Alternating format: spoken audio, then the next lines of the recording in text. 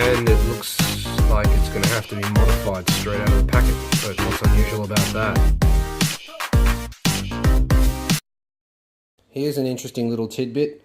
This is the wastegate actuator off the standard turbo for a cappuccino, and this is a aftermarket one. I'm not sure what it's off. Maybe you can tell me. I can't be bothered looking it up, but it was packaged with a used F100 kit, so I assume it's for one of those. But what I've done here is I've traced that onto there like that, and as you can see, they're not the same. So interesting. What I'm going to do is drill this hole out so that this will bolt onto my turbo, because this is adjustable and I have a feeling that this is a little bit tired. So just trim this out. Now I'm going to drill this hole out, line it up with that there, get in a position so that this curve matches, and then drill this end out of the slot, because I had to clock my turbo, and in order to get this to fit I had to elongate the hole. Now I can see that it's actually gripping right at this end of this hole, right at this end of this hole, right at the fuck.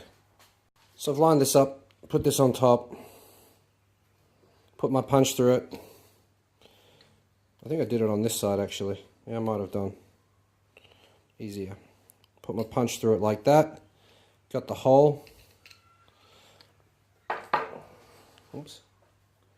Then I lined it up on this side like that. Rotate it into position and use my hole punch to mark here. Now all I need to do is drill that out, and it should be able to bolt on. Should be able to. And there she is.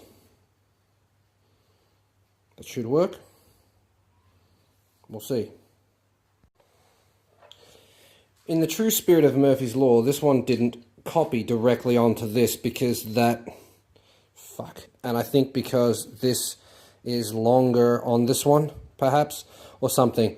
But anyway, this was touching the fuel. Anyway, this was touching the oil line.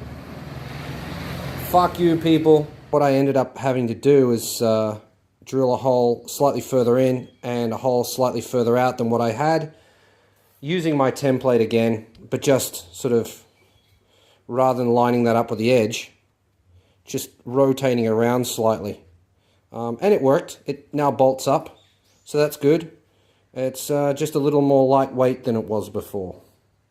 No problem. I could even cut that off, but I'm not going to.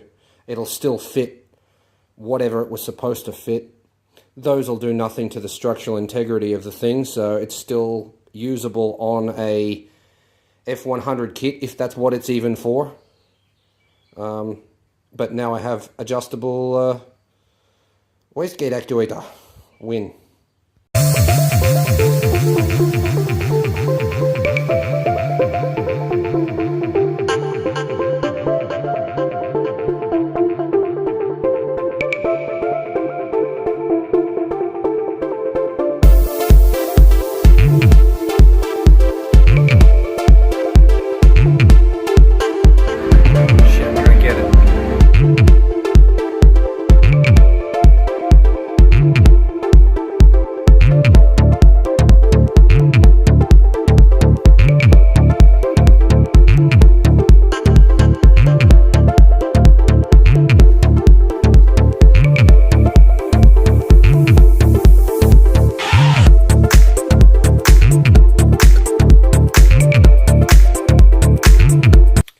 So I finished this, and it turned out pretty good. Let's fit it.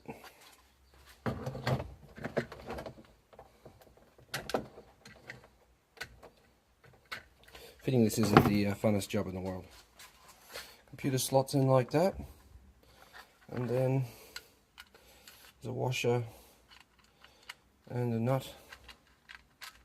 Oops.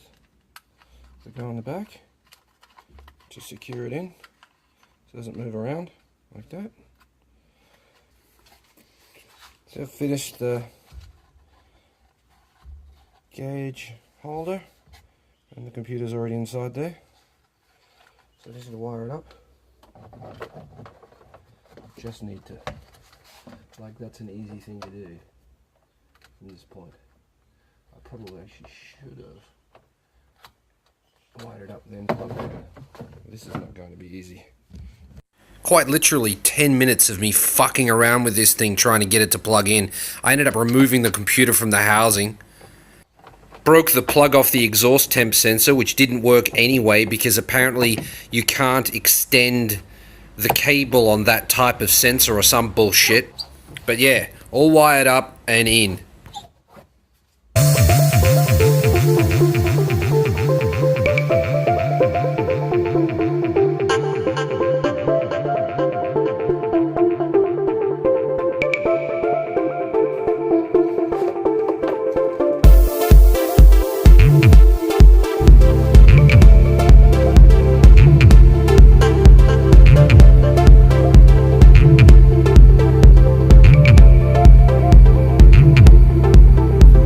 Okay, here we have the drive computer. Controls for the drive computer. The Profect boost controller. iPad mini.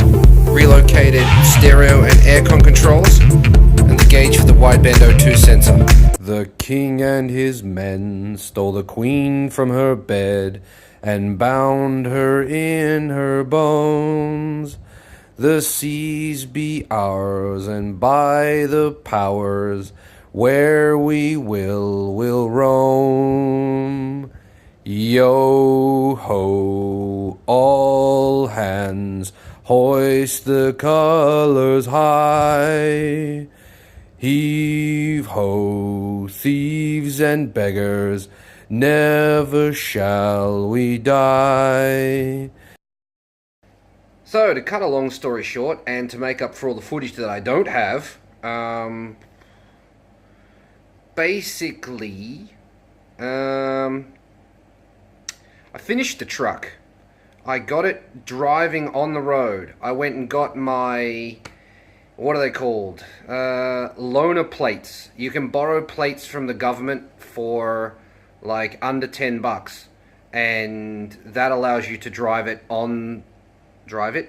car on the road, so that you can go get it roadworthied or whatever. In Japan they have a thing called a shaken, which is, for me, every 2 years I have to go get the car inspected for safety. And if you can't pass that, then you can't drive the car on the road. They won't give you license plates, things like that. Kind of like that. It's difficult to explain.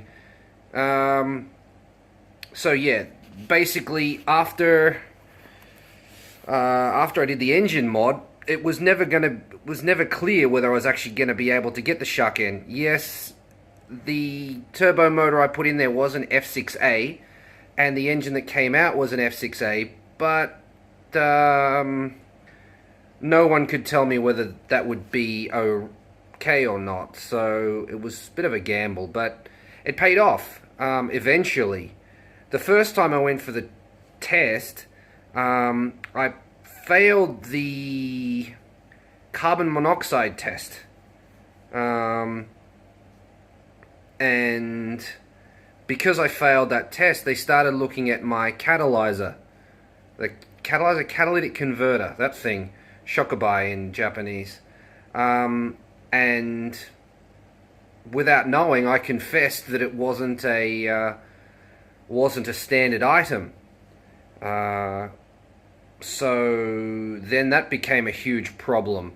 I mean, okay, we'll get to that. Why am I about to lose my shit? But anyway, so I failed. So I drove home, and then it became a process of trying to figure out what the fuck was causing my CO levels to be so high that that I couldn't pass this test, because apparently your engine has got to be really messed up to fail that test in the first place, even without a catalytic converter. And I had one on it, so that just didn't make any sense. And I went to several shops who just couldn't really help me in any way to try and diagnose this. I was looking at getting carbon monoxide resistors. You can buy a resistor that plugs into the harness of a cappuccino, and that will change the computer setting so that it reads it being richer than it actually is, I think, and then that changes what the exhaust pipe is putting out, CO level thing like that. Anyway, I was looking at that. I didn't end up doing that because I went to see a mate who actually has the sniffer thing that goes in the exhaust pipe to tell you how your gases are going. Sounds a bit dodgy. And he said, what about your O2 sensor? Oh, okay, whatever. I had the wideband on there, and that was reading that it was okay. But it just didn't really make sense. I couldn't figure out why. So what I did was I wired my wideband O2 sensor to talk directly to the computer, because it can do that because it's a PLX model. And so I did that, and then the car ran like fucking shit. Like it wouldn't idle properly, and it was conking out. I'm like, okay, well, what the fuck is up with that? But through a process of elimination that I can't remember how I did because it was months ago, I figured out that at some point I'd rotated the throttle position sensor, and the dead O2 sensor was hiding the fact that the throttle position sensor was out. So when I put the wideband on there that was working, it exposed the throttle position sensor's failings, if that makes any sense. Like, when I had the normal O2 sensor plugged in there, you couldn't tell that the throttle position sensor was out because it was already fucked up.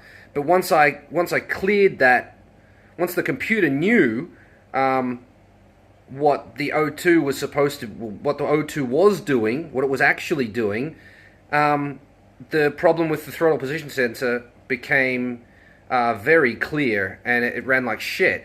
So I adjusted that up, and boom, done, no problem, perfect. So I took it back to my mate with the sniffer probe thingy, and it was no problem. So I went back to get the shuck end for a second time, and I passed the CO test, passed all the other tests, and then the guy remembered me. Now, I was assured by all these other mechanics that there's no way they're going to remember me. They're like, they do 300, 400 fucking cars a day. How are they going to remember one Gaijin in a K-truck? Well, they did. So they remembered me, and they remembered all of the details about my exhaust pipe and everything else. But I assured them that it had been returned to stock. The catalyzer had been returned to stock, and everything was fine. So I got given my 2 years registration, and the K-truck can be driven on the street now. And that's the end of a 6-minute story. And the end of this video. Thanks very much for watching. Be sure to like and subscribe and do all that. You can find me on Instagram, and there's a million cappuccinos to be seen there. You can find me on Facebook at Garage K. Facebook/thing there somewhere. And the same goes for Instagram. Yeah, I'll see you in the next video, guys. Later.